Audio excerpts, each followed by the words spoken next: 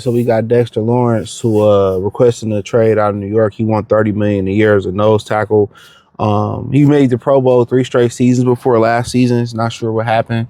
The previous season in 2024, he had 9 sacks. I think right before that, 7.5.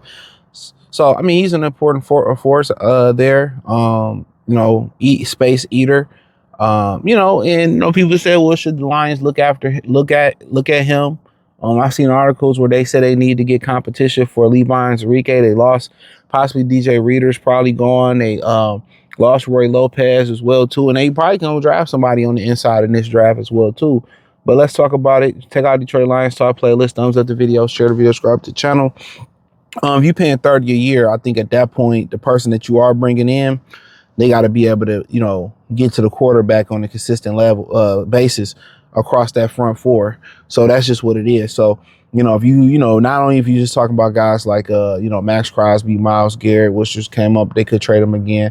But you talking about guys like the kid down there in Tennessee, the way he can push the pocket. You talking about guys that's in Randall Sapp, John Randall, Aaron Donald. You talking about guys that really can get twitchy in the inside of that defense. And that's what you're looking for. Somebody that can really push that pocket. But realistically, if you're gonna be paying that much money, you're paying Lee McNeil and Aiden Hutchinson, want a motherfucker be able to run versus you. Ain't no way, no how.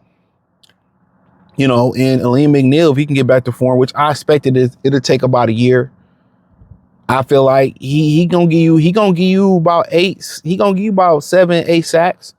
Dexter Lawrence already capable of giving you 9. So them together, they might mess around and give you 10 sacks. You know what I'm saying? So to think about it in reality, I mean, your defensive line become bulletproof. You got 2 guys in that middle that's capable of getting up the field and getting something happening.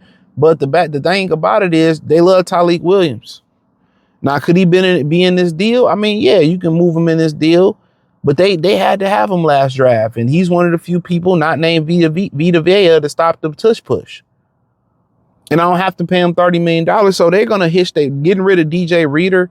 Already let you know they still hitching their wagon to Enrique in some part, and they hitching their wagon because they got rid of Josh Pascal, and they're hitching their wagon to a guy named Tyleik Williams. So obviously you're probably going to see them draft somebody in the middle of the draft at the defensive tackle position. So I just think at that point it's overkill. It's really overkill unless you're going to move Tyleik Williams.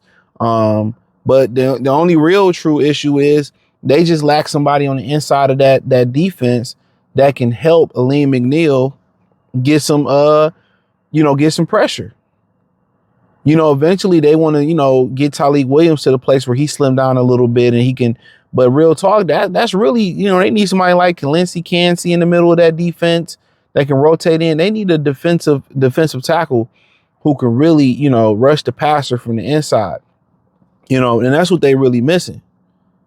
But, with Dexter Lawrence, him and Lee McNeil and Aiden Hutchinson, I don't think you can find too many 3 linemen that's more deadlier. I mean, at the end of the day, you damn near can play anybody else on the other side of them. So I feel people, man. I feel the people who want to make this happen. But at the end of the day, for $30 million, you just took Tyleik Williams. I mean, me personally, I don't want to trade no draft capital, then turn around and pay a man 30. I roll with Tyleik. I roll with Lee McNeil, Aiden Hutchinson. And then see what they do at the defensive end position and at the defensive tackle position as another rotational piece, because they saying the kid Ruben Bain, who was in Miami, they said some teams took him off their draft board because his arm's too short. At the end of the day, I don't know how long a couple of these guys' arms were when you start talking about guys that were undersized, defensive edge rushers. And they were really good. When you start thinking about one, you start thinking about Robert Mathis. So his arms are shorter than 31 inches. So Robert Mathis, they don't have nothing on him. So on his arm length, nothing really on there. But he was an undersized guy. Let's see if we can find Dwight Freeney, which I completely forgot he played for the fucking Detroit Lions. So his was longer than no Diddy, 32 and 1/8. So just looking through the guys, Aiden Hutchinson, his was 32. So Ruben Bain do got some small ass, short ass arms. Trying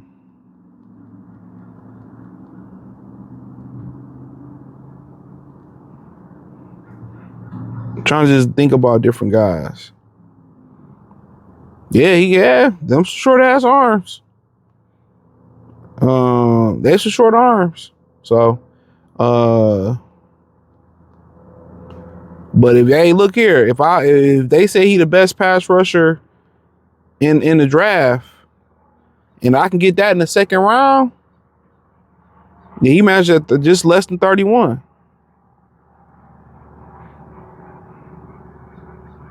So they say his short arm argument at 30, the 37 and an eighth inch measurement is among the shortest ever recorded for a draft eligible edge rusher, causing the team to view him more of a defensive tackle.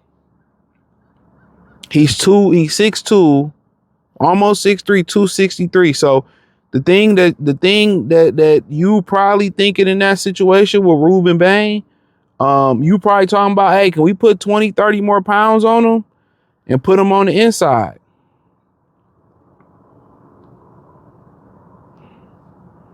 You know? So he hasn't even ran the 40 yet.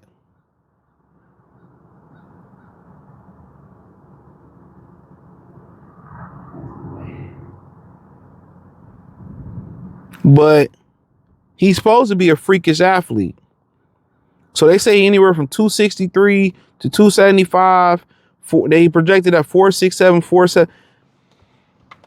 I mean, that's a great question, bro. Talking about Ruben Bain.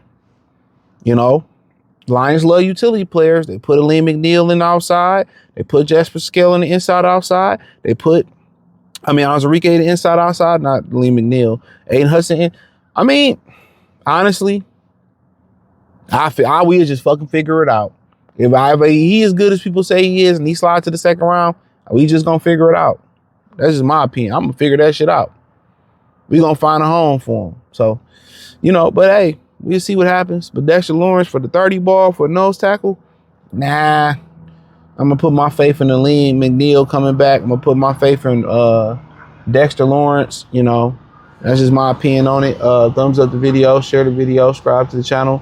Next subscribe button is the bell icon button. Check out Detroit Lions Talk playlist for more videos like this.